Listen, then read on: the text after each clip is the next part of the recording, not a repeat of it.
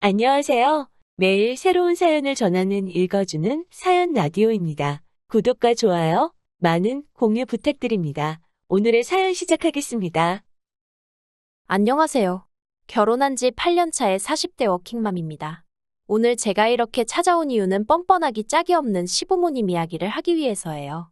이번 일로 인해 남편에 대한 제 마음도 많이 식어서 이혼도 생각을 안 했던 건 아닌데 남편이 싹싹 빌면서 이혼은 못한다고 매달리는 거예요.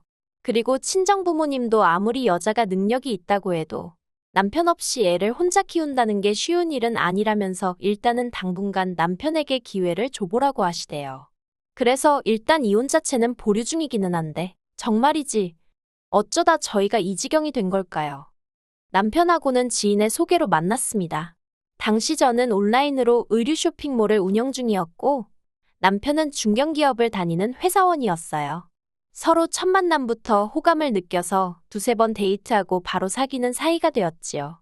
사귀는 동안 어느 다른 연인들처럼 크고 작은 다툼이 있기는 했어도 이렇다 할 사건 사고는 없었기에 사귄 지 3년이 넘어갔을 때는 결혼을 한다면 당연히 이 사람과 하게 되겠구나 싶더라고요. 그리고 남편도 저랑 비슷한 생각이었는지 사귄 지 4년이 되기 전 저에게 정식으로 프로포즈를 해왔네요. 평소에도 농담 반 진담 반으로 결혼에 대해서 이런저런 이야기를 자주 나눴었어요.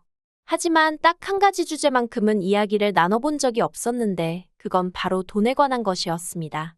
사실 저는 어린 나이에 사업에 뛰어들었다 보니 돈 이야기를 많이 해서 좋을 게 없다는 건 진작에 알고 있었어요.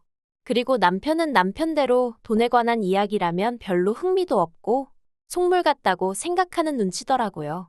그래서 어차피 만나서 데이트하고 서로 선물하고 할 때는 비슷한 수준의 소비를 하고 있었으니 굳이 돈 이야기를 나눠야 할 필요성을 느끼지 못했습니다. 그런데 막상 본격적으로 결혼 이야기가 오가기 시작하니까 돈만큼 중요한 주제가 없더군요. 제가 먼저 남편에게 친정부모님의 직업이라던가 재산을 오픈했습니다.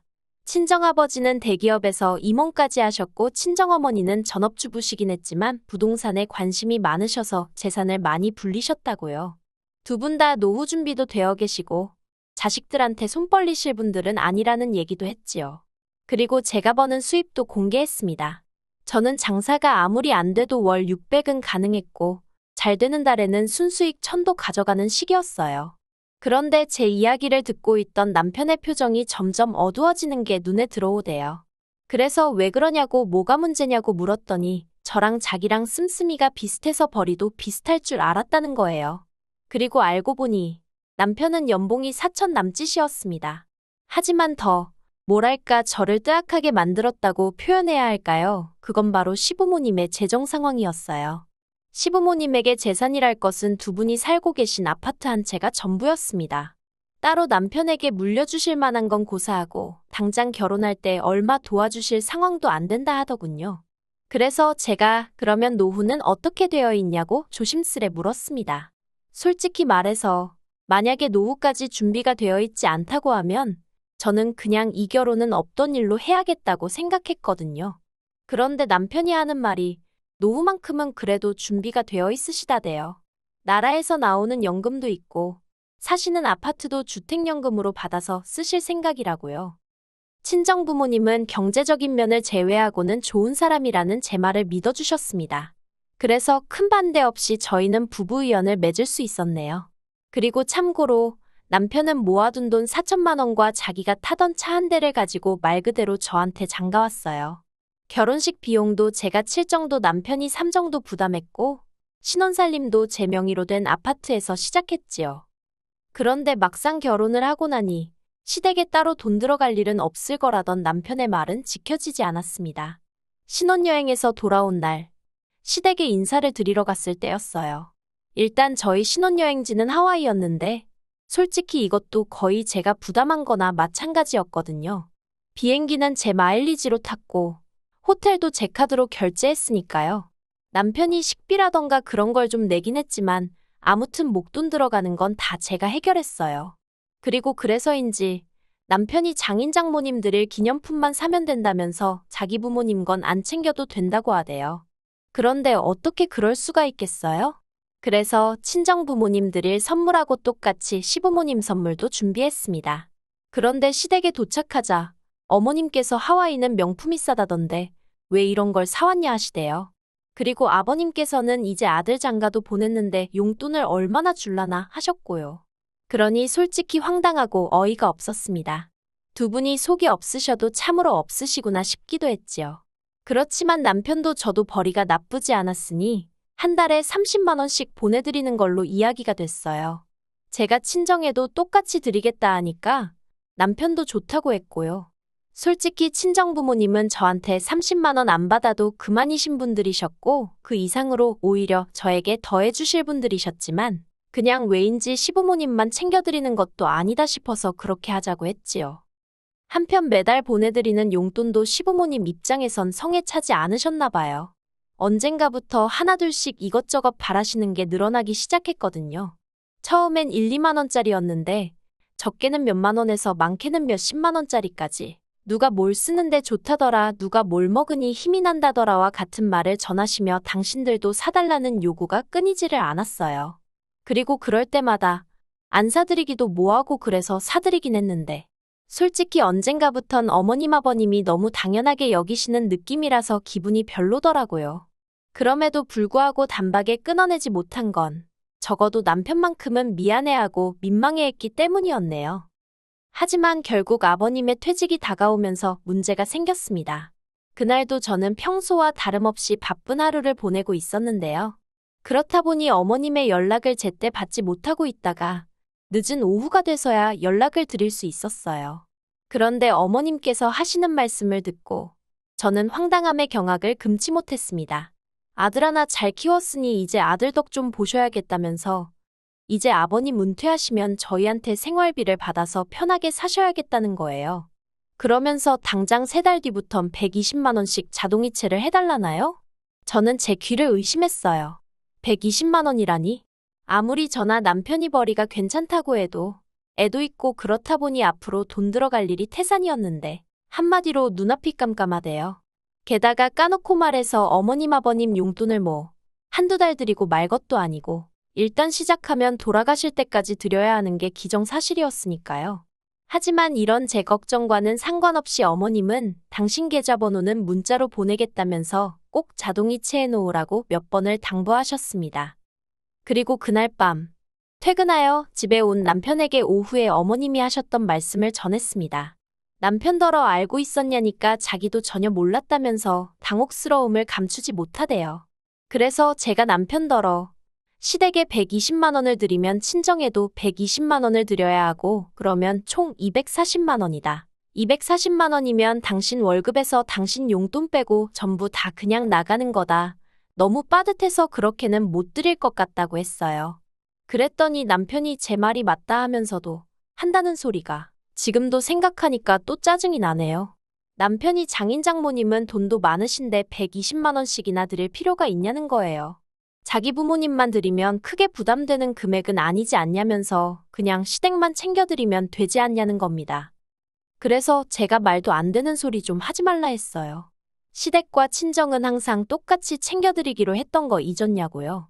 그랬더니 남편이 양쪽 부모님 형편이 다른데 솔직히 어떻게 매번 똑같이 챙겨드리냐며 솔직히 자기는 저희 친정 부모님이 너무 부럽답니다. 그리고는 자기 부모님도 저희 부모님처럼 골프도 치고 해외여행도 다닐 수 있게 해드리고 싶다대요. 어이가 없어서 친정 부모님은 당신들 능력으로 다니시는 건데 그 얘기가 지금 여기서 왜 나오냐고 이상한 소리 좀 하지 말라고 했습니다. 그리고 지금 우리가 돈을 많이 버는 것 같아도 여기저기 적금에 보험에 빠져나갈 것도 많다고 어쩌다 한 번씩 일회성으로 용돈은 드릴 수 있어도 고정적으로 목돈을 드리는 건 안 된다고 딱 잘랐지요. 그랬더니 남편이 그러면 몇 개는 이참에 해지하면 되는 거 아니냐면서 정말 우리가 돈이 없는 것도 아닌데 어떻게 부모님을 모른 척 하느냐고 저더러 정말 너무하다대요. 그래서 제가 남편더러 결혼할 때 분명히 나라에서 연금도 나오고 주택연금도 받으실 거라 하지 않았냐고 근데 왜 지금에서야 말을 바꾸냐고 화를 냈어요. 그런데 제가 연금 이야기를 꺼내자 남편이 입을 딱 다물고 더는 말을 안 하는 거예요. 그리고 그런 남편의 모습에서 아 어딘가 구린 데가 있구나 싶은 직감이 들었달까요. 그래서 남편을 계속해서 추궁했습니다. 시부모님 재정 상황에 있어서 나에게 미처 말을 못했거나 속인 부분이 있느냐고요. 그리고 그제서야 남편이 머리를 벅벅 긁으며 한다는 소리가 저희 결혼할 때는 분명 그런 계획이셨는데 저희 애가 어린이집에 가던 시기에 아버님이 어디 투자를 하시겠다며 집을 담보로 대출을 1억 받으셨답니다. 그 소리 듣는데 정말 뒷목 잡고 쓰러질 뻔했어요. 1억이 네 집 개 이름도 아니고 무슨 생각으로 그러신 건지 도통감이 안 와서요. 결국 몇 날 며칠 남편과 설전을 벌이다 안 되겠다 싶어서 시댁을 찾아갔습니다. 그리고 어머님 아버님께 단도직입적으로 120만 원을 그것도 매달 드리는 건 안 된다고 말씀드렸어요. 그랬더니 어머님이 아들놈 번듯하게 키워놨을 때는 어느 부모라도 이 정도는 기대했을 거랍니다. 그러면서 니들이 얼마를 버는데 그 돈 100만 원도 못 준다는 거냐면서 화를 내시는 거예요. 그래서 어머님 아들이 월 300 좀 넘게 가져오는 게 다라고 말씀드렸습니다. 그리고 어머님 아버님한테 돈을 드리면 저희 부모님한테도 드려야 한다고 그러니 돈 100이 아니라 한 달에 무려 240만 원씩 나가게 된다고요. 그랬더니 어머님이 너네 부모는 돈도 많은데 돈을 왜 주려고 그러냐시대요. 어렵다는 사람만 주면 되는 거 아니냐면서 뭐하러 거기다까지 돈을 퍼주려고 하느냐고요. 그리고 솔직히 아무리 시부모님이라지만 그 뻔뻔함과 염치 없음에 저는 정말 학을 뗐어요. 막말로 저한테 아쉬운 모습이라도 보이시면서 어떻게 부탁이라도 하셨으면 저도 사람이니 마음을 달리 먹고 어떻게든 가능한 쪽으로 최대한 어머님 아버님 편에서 생각을 해봤을지도 모르죠. 하지만 이건 뭐 누가 보면 어머님 아버님이 저한테 돈이라도 맡겨놓은 줄 알겠더라니까요. 결국 저는 남편과 합의를 봤습니다. 생활비와 아이양육비 명목으로 200만 원을 각자 각출하고 나머지 수입은 알아서 따로 관리하자고요. 저더러 너무한다는 남편에게 너무한 건 내가 아니고 당신 부모님이니까 나를 원망하지 말라고 했어요. 그랬더니 자기도 뭐라 할 말이 없는지 반박은 못하고 궁시렁거리기만 하대요. 하지만 그러던지 말던지 더는 제 알바가 아니었지요. 저는 오히려 그렇게 생활비를 각출하고 나니까 여유가 생겨서 그전에는 돈 아까워 사지 못했던 브랜드 옷도 사입고 친구들 만나서 기분 좋게 밥도 한 끼씩 살 수 있어 좋았거든요. 그리고 지난주 어머님 생신을 축하하기 위해 호텔 중식당으로 향했습니다. 어머님 본인이 약속 장소며 시간까지 다 정하고 예약까지 하신 뒤 저희에게 통보를 해오셨대요. 혹시나 해서 찾아보니 인당 25만 원짜리 식당이었습니다. 어이가 없었지만 저보다 남편이 더 황당해하대요. 그도 그럴 것이 저야 제 몫만 지출하면 됐지만 남편은 3명분 즉 75만 원의 창가 쪽 뷰를 선점했다는 이유로 5만 원이 추가된 80만 원을 내야 하는 상황이었거든요. 식사가 시작되자 어머님은 제게 그나저나 왜 이렇게 양손이 가벼워 보이냐며 두둑한 봉투로 대신 가져왔냐고 물으셨어요. 그래서 제가 어머님께 남편에게 못 들으셨냐고 이제 양가 부모님 생신이라던가 명절은 각자 알아서 챙기기로 했다고 말씀드렸지요.